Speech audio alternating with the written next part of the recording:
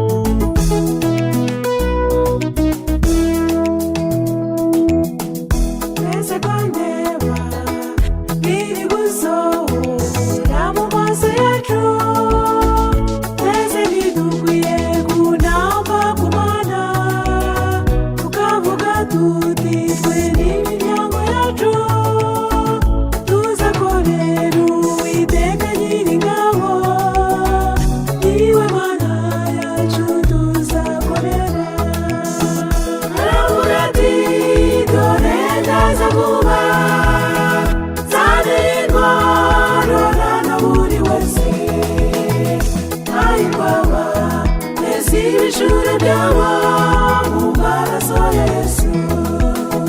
Aravuga ati dore ndaza vuba nzane ingororano buri wese ayibaba mbese ibicuro byabo mu maraso ya Yesu.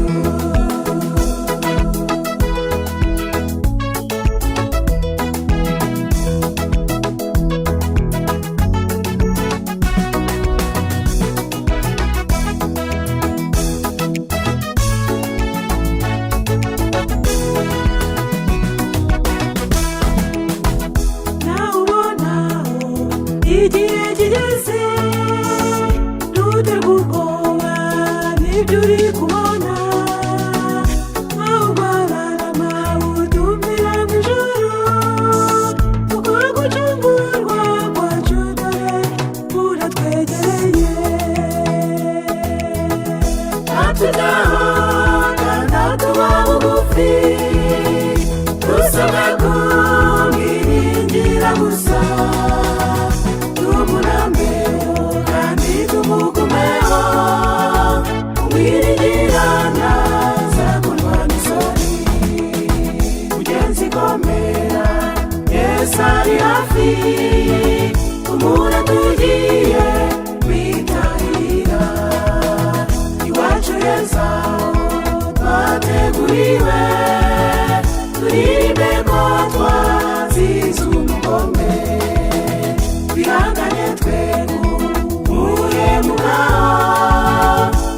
nigeze aduhemukira atweretse urugo ruhebuje nirwo tumyaza kudupfira. Tumunabeho kandi tumugumeho tuzibere mubi kandi byo mu ijuru. Ntutinye kuko ndi kumwe nawe, ntukihebe kuko ndi Imana yawe. Nzajya ngukomeza ni koko nzajya ngutabara kandi nzajya nkuramiza ukuboko kw'iburyo ariko gukiranuka kwanjye. Yesaya 41 umurongo wa 10.